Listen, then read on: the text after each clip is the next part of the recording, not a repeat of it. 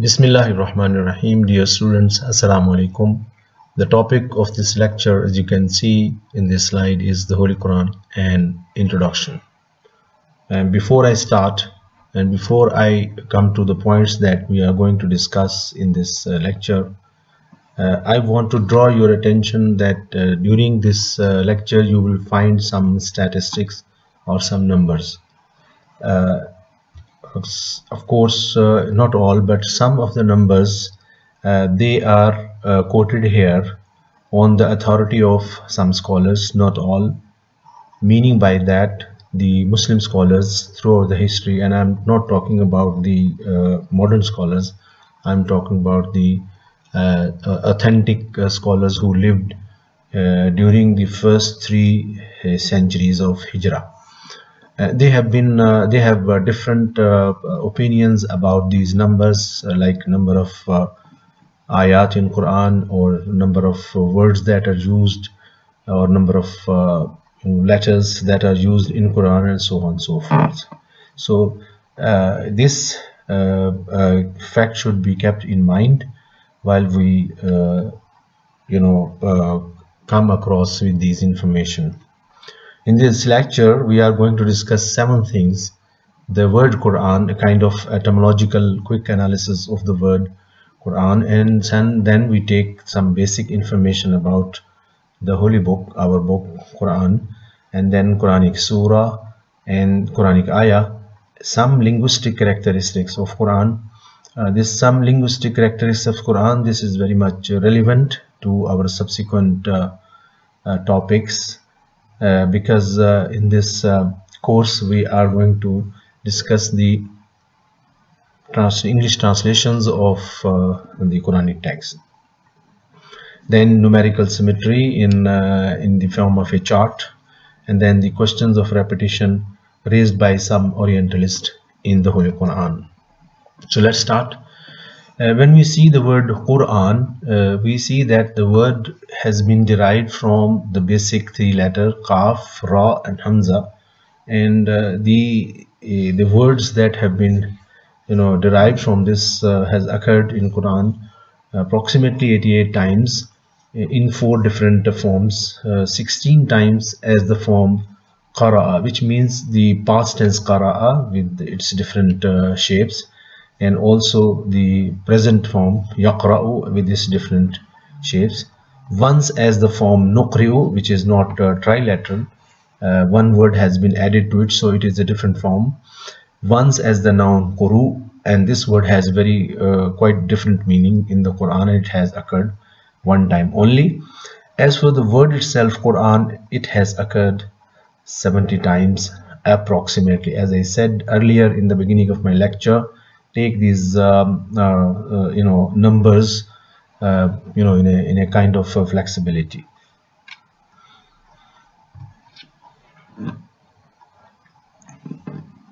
The word itself has been derived directly from the word qira'a, which means reading or recitation. Both means are embedded in this qira'a, recitation and reading both. And when we see this is the Quranic verses which explains the word itself, Quran. A'udhu billahi minash shaitanir rajim. Inna alayna jam'ahu wa qur'anahu fa iza qara'nahu fattabi' qur'ana. And it's not, I'm not translating the ayah, but I'm giving the sense of this ayah is that it is for us to collect it or gather it, the Quran, and read it or cause it as should be read or as should be recited. So when we read it, of course for you, and addressee is the Prophet Muhammad sallallahu alaihi wasallam, so you should follow fattabi', you should follow Qur'anahu as it is read for you. So we have seen that the word Quran has occurred here in this ayah twice, and of course in different contexts with slight different shades of meanings. The first Quran is cause it to be read, and the second is so thus follow thou its wording or its reading or its recitation.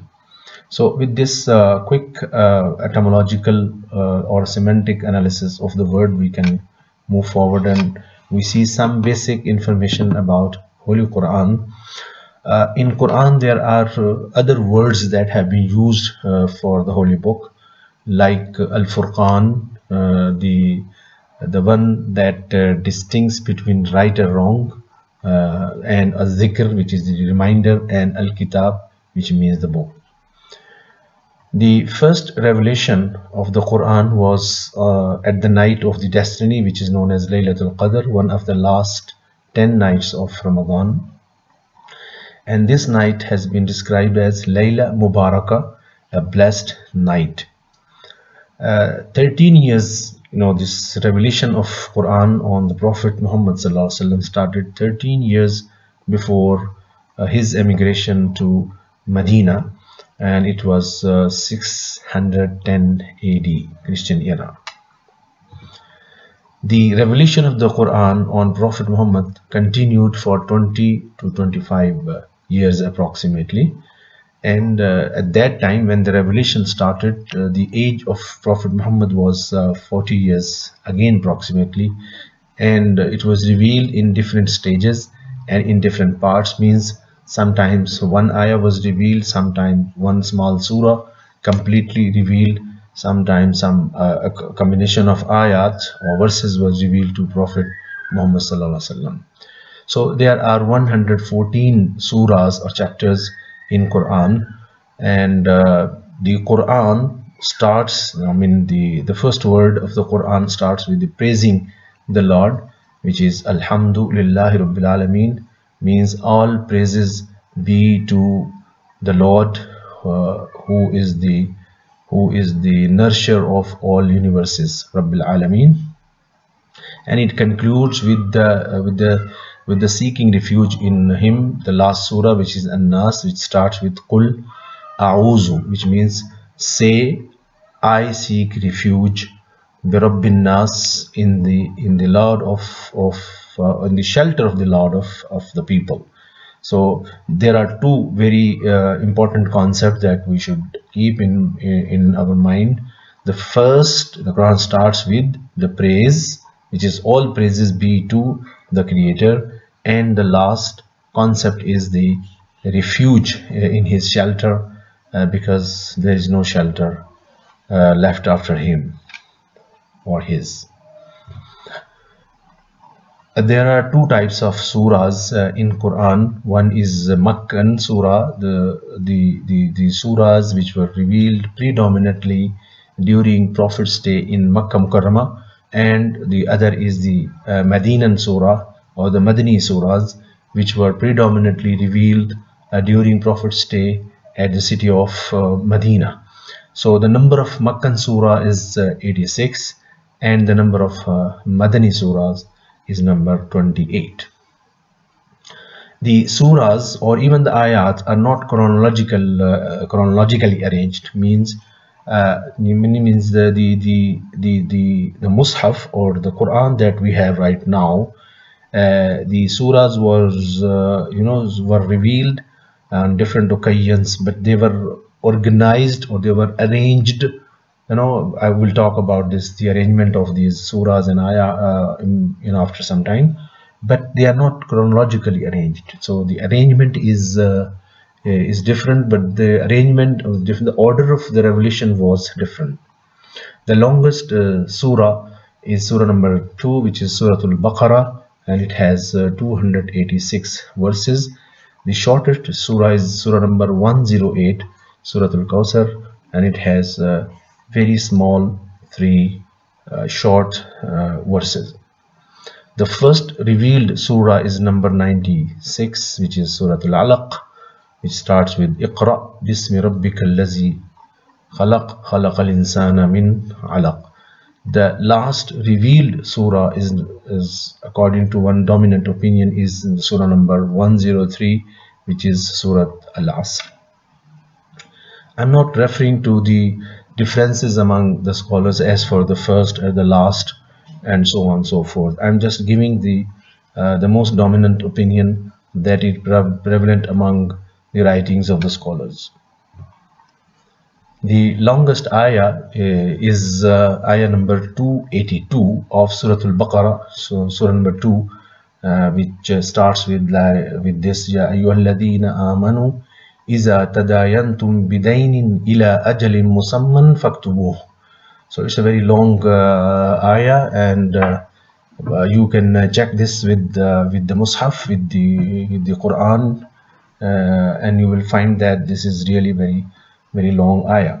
The shortest ayah is ayah number 1, surah number 101, which is only one word, which is Al-Haqqa, and of course followed by the other ayah in surah. Al-Haqqa mal-Haqqa wa ma adraka mal-Haqqa. So the word Al-Haqqa alone constitutes one ayah. There are approximately 1707 root words, basic words used in Quran. The number is very small, as you can see.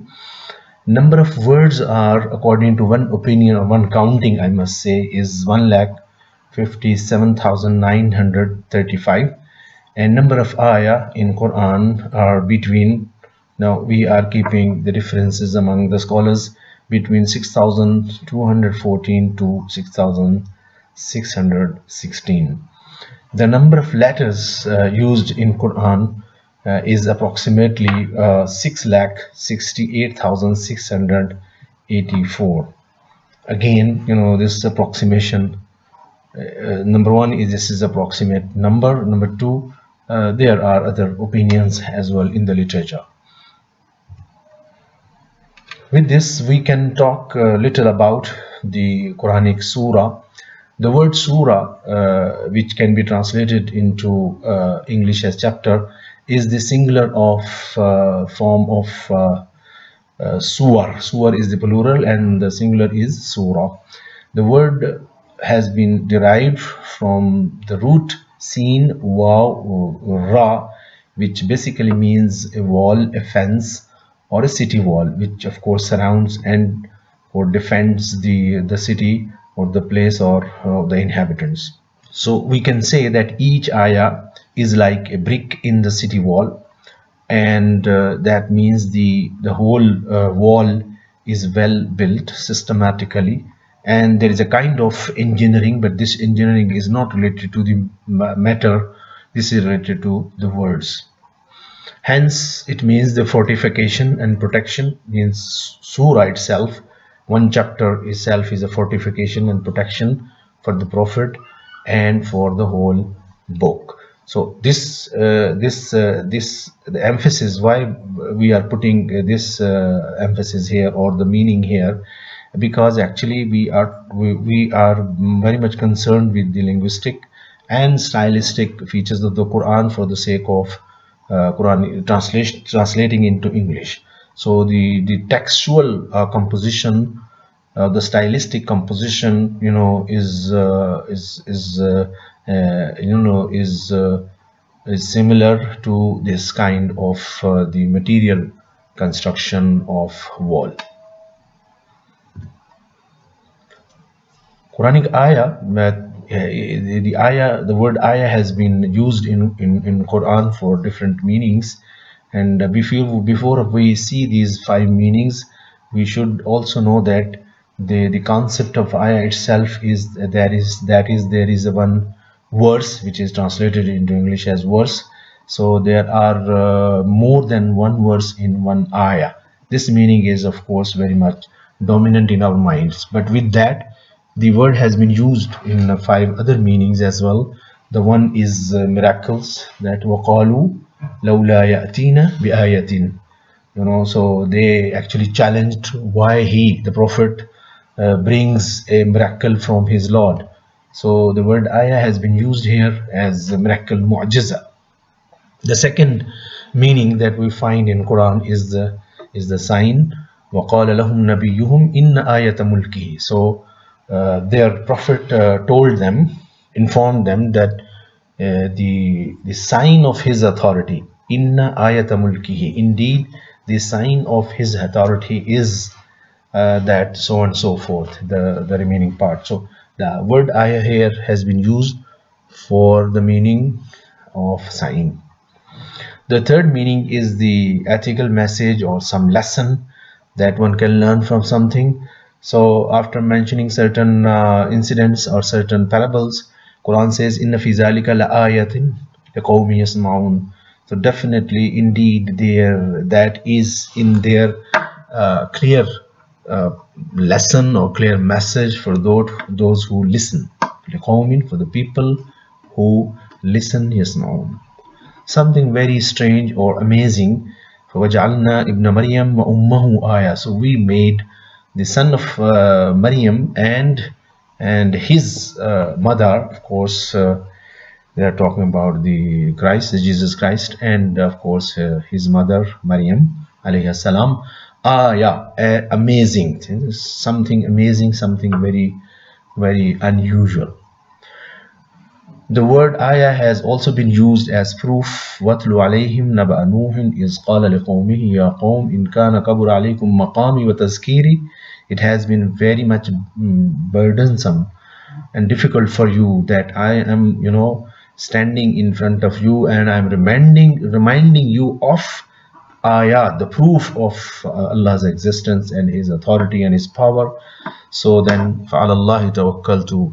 So I leave it to Allah, and we can now talk about some linguistic characteristics of Quran. The text of the Quran, that we should be very much clear, is very deeply integrated and correlated. That means every structure has an intimate bearing on other. This very briefly means that for the understanding of the Quran, we need to connect one verse which has some meaning, or in other words, let's make it simple. It is the keeping the whole context in view and then trying to understand the meaning of the Quran. If one verse occurred in one surah and there are other verses that are related to that topic, and they have of course bearing on this particular ayah, they should also be put together and should be analyzed and should be understood altogether. With this, the complete meaning of the Quran can become obvious and clear to the readers. Every structure has 7 meanings and other characteristics of the Quran, which means because the Quran is addressing to all kinds of people in all spheres of society, the shepherds and the philosophers, the doctors, the scientists, and so on, the intellectuals. So this means that from the simplest to the deepest meaning. And of course the scholars have provided a lot of very good mass of knowledge about this, that the text itself is of course the fixed text, but the meanings of the text are discovered by human beings according to their level of understanding, or according to their context, maybe, or according to their understanding, and according to their need as well, and also at their intellectual level. Another very important characteristic of the Quran, we have already mentioned that 1707 basic root words have been used in the Quran. But with this it's a very small number of words, root words, we see that the Quran is full of learning, is a wealth, is a treasure of is a treasure of wisdom, is a treasure of course there are injunctions, ahkam related to Sharia, but the Quran also contains a lesson for the life, and wisdom for the life, and things to ponder, and so on. So the point here is, it's a purely linguistic point, that with this very meager number of root words, the word of God has created this whole panorama of meaning and semantic properties. Arrangement of the ayah and surah, as I indicated, and now I want to of course tell you that the ayah was revealed of course according to the requirement of the situation. and according to, of course, the what is known, sometimes according to what is known by the Mufassirin, the Sha'n al-Nuzul, when there was a situation that occurred, and that ayah particularly, was revealed to address that situation.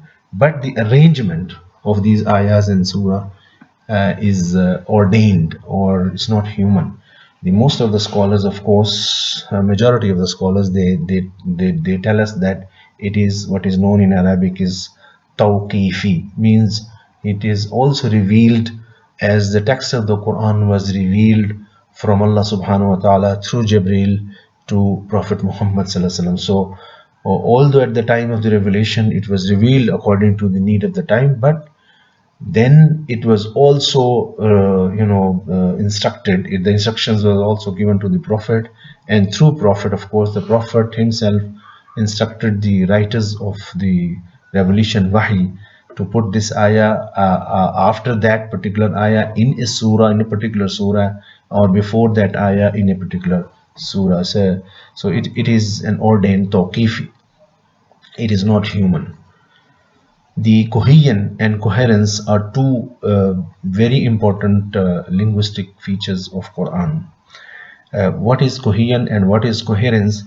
I give you very small description of these two very important concepts.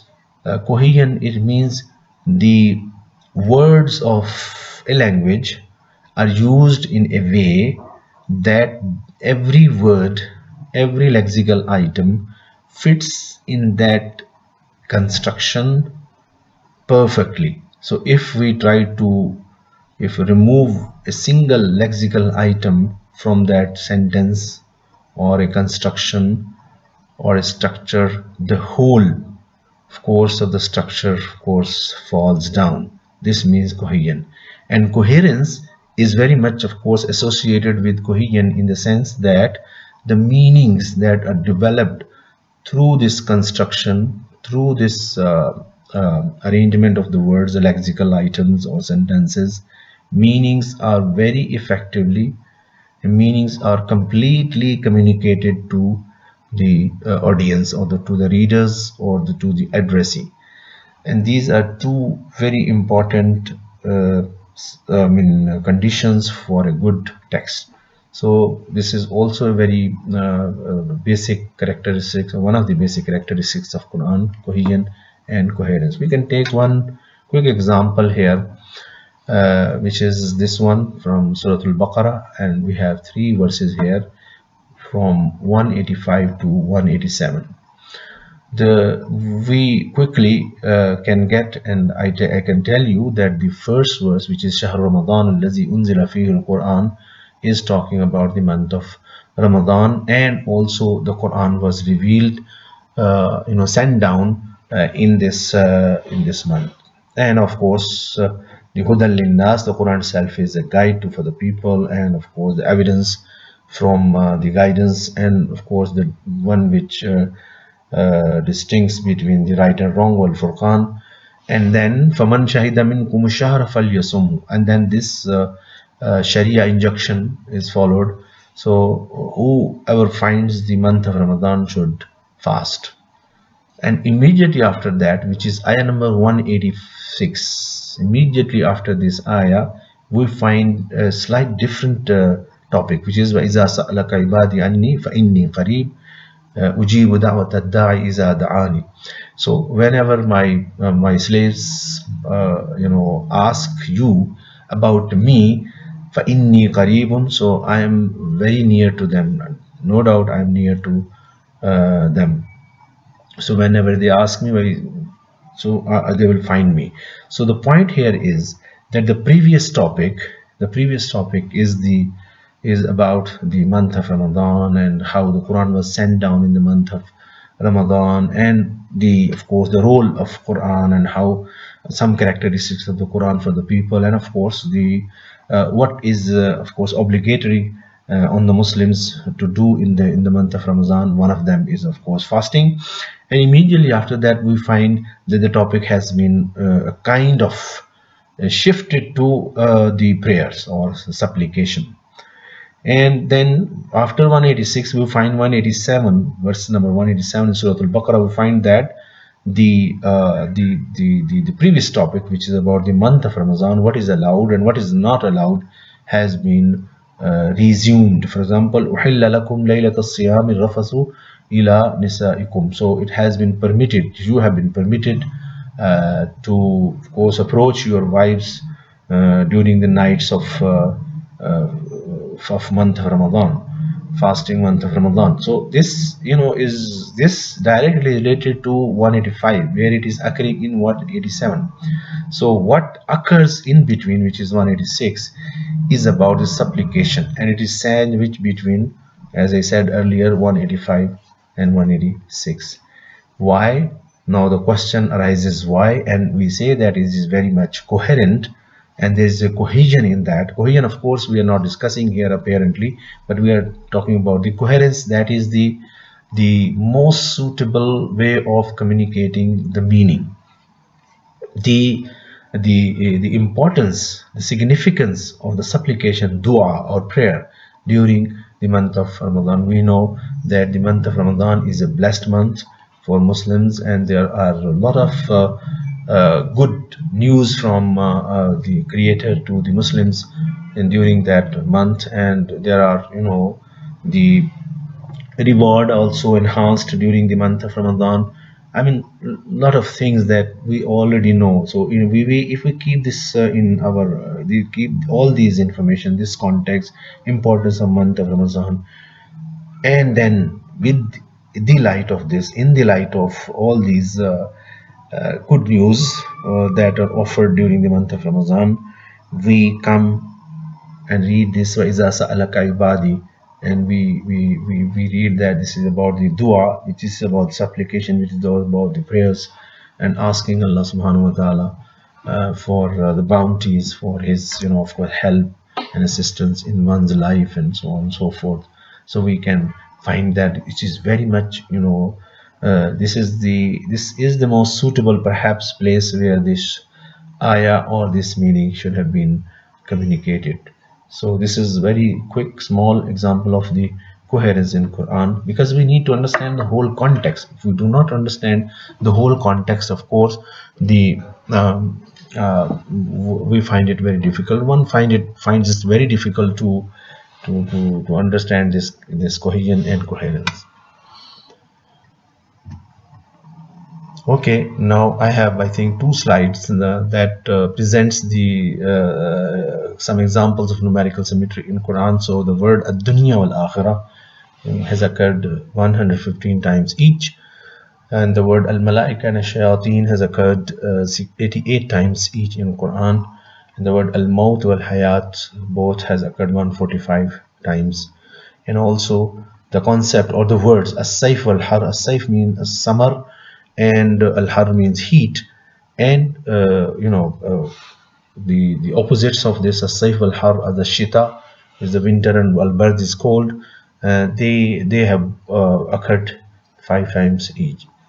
The words as-salihat and opposite as-sayyiat and their derivatives, they have occurred 160 times each.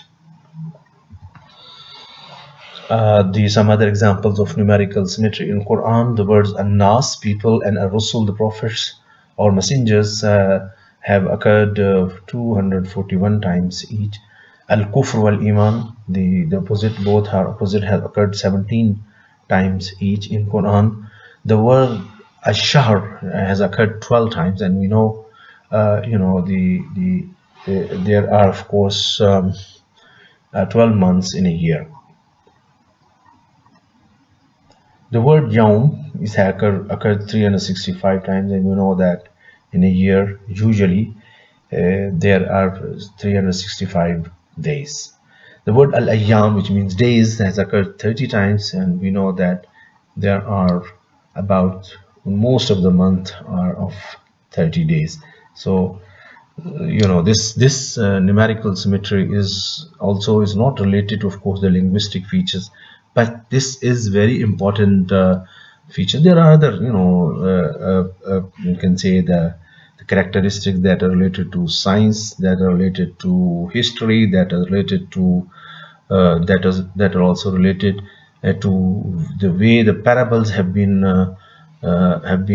described as compared to the New Testament or Old Testament, the previous revealed books, and so on and so forth.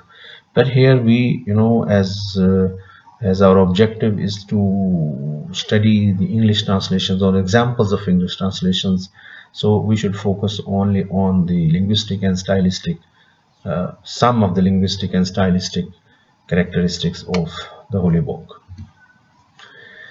The last point of this lecture is the question of repetition in the Quran, and then actually this question is usually raised by some Orientalists. Orientalists are the scholars who, of course, are mainly not from us, not from the East. They are from the West, but they, of course, become the experts in the Oriental studies, including Quran and Arabic language, Persian language, Urdu language, the languages that are that exist in the Orient, that is the East. So here we find that the Ben Shamish, who translated the Quran into Hebrew and English as well, and Arbery, the famous translation of Quran into English, and Welsh and Robinson, two other Orientalists, although they did not translate the Quran, but they are talking about that there is a repetition in Quran, and they say that the repetition is in the structure and in the same meaning, same thing has been repeated in the Quran. This is the question raised by them, and the part of the question is that I think Ben Shamish this raised, and he says that also the synonyms are used in the Quran. So I mean for one meaning more than one words have been used in Quran. So we will talk about this. First of all, we need to understand what is repetition. Of course, the English word repetition, it has a different connotation, but the Arabic word is takrar. The connotation of the word is a little bit different, and its root word is kaf, and ra. I mean, ra is twice here in this root to make it trilateral. So it means bringing everything, all parts, all portions in one form. This is the basic, the literal meaning of the root word kaf, ra. However, the word takrar, of course, is translated, and very rightly so, as repetition. But my question is that is this specific to Arabic language? The repetition is a quite, is a human, is a general phenomenon in all the human languages, in all the human actions, I must say.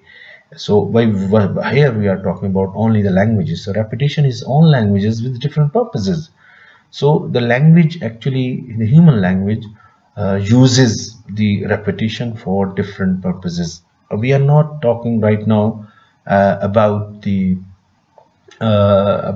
sacred text or the Quranic text here, but we are just pondering this question from pure linguistic point of view. So we find that this feature of repetition is very much common in our daily life as well when we use the language. So you see that you also repeat when you sit in front of your friends or your family. You see sometimes the teachers, they are repeating, and they are actually supposed to repeat certain things, and they are repeating.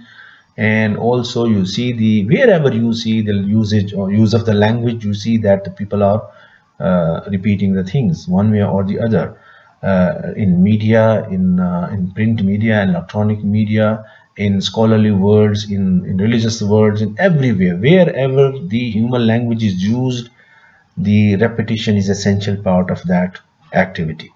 So if we get the concept of repetition only from the general human languages, so I think we can easily relate it to without going into the very much the intellectual details of this question.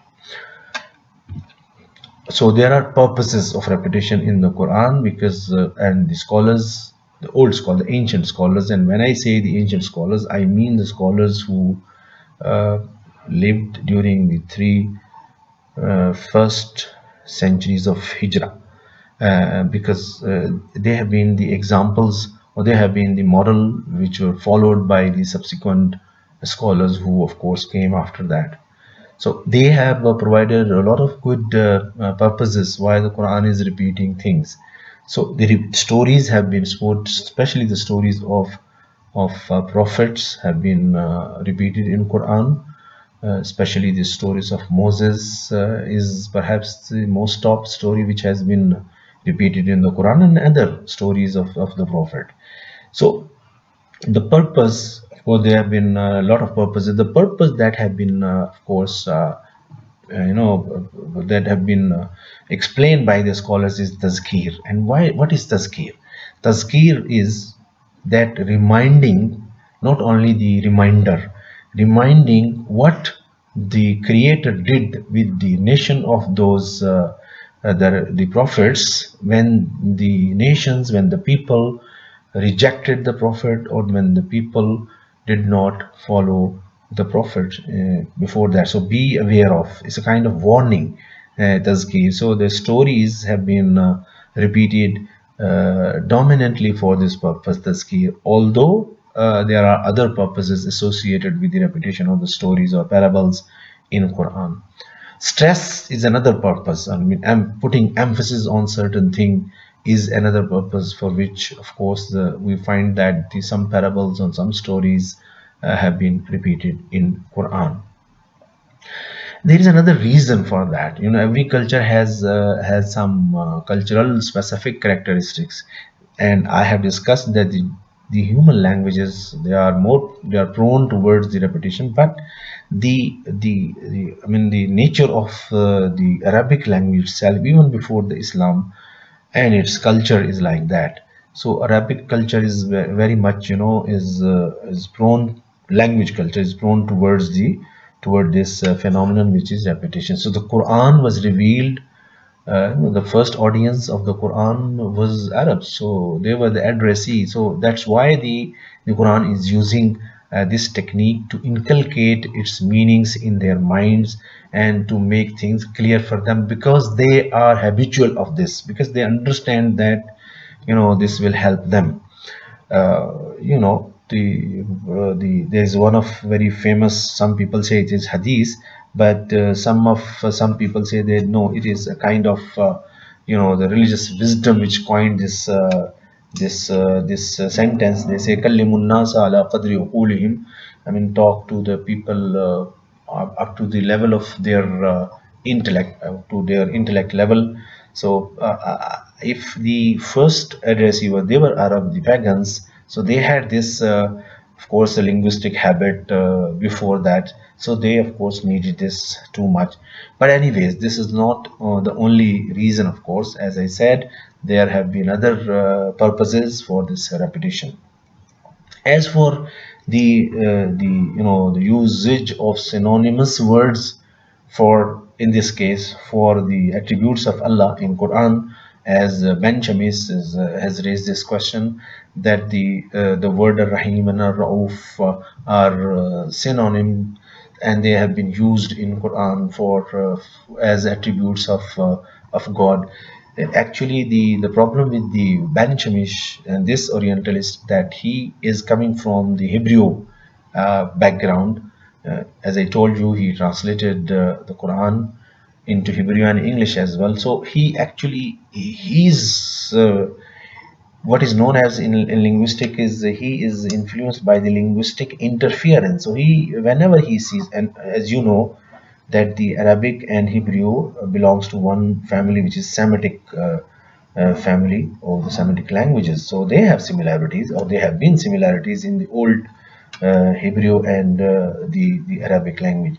So he tries to get the basic connotation from Hebrew and try to relate it with the Arabic words, and this is a basic methodological mistake on his part, which led him toward this conclusion that there are synonyms are used in Quran.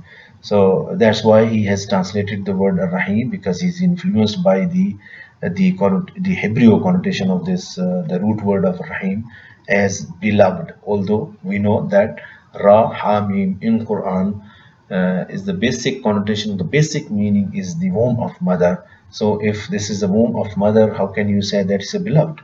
Of course, you know, in interpretation you can tell a lot of things, but you cannot take it as synonyms of a Ra'uf. And a Ra'fa, which is Ra, Hamza and Fa, is a kind of, you know, it is a quality of heart, where heart is very, you know, very much, you know, is not stubborn. The heart is very soft. So it is all, you know, it is ready to help the people in their difficult situations. So if we see that Rahma, which is the womb of mother, and Ra'fa, which is a quality of the heart or state of the heart, which becomes quickly sympathetic and gets ready to help people. So we can find that there are of course there can be some similarities, but there are differences as well. So this can be understood in the componential, or in the analysis of the components of the words, as I just given the basic components of Ra, Ha, Mim and its meaning and their meanings, and Ra, Hamza, Fa and their basic meanings. So more can be discussed when we meet, or even of course in subsequent lectures. So with this, this lecture ends, and take very good care of yourself, my dear students. Assalamu alaikum.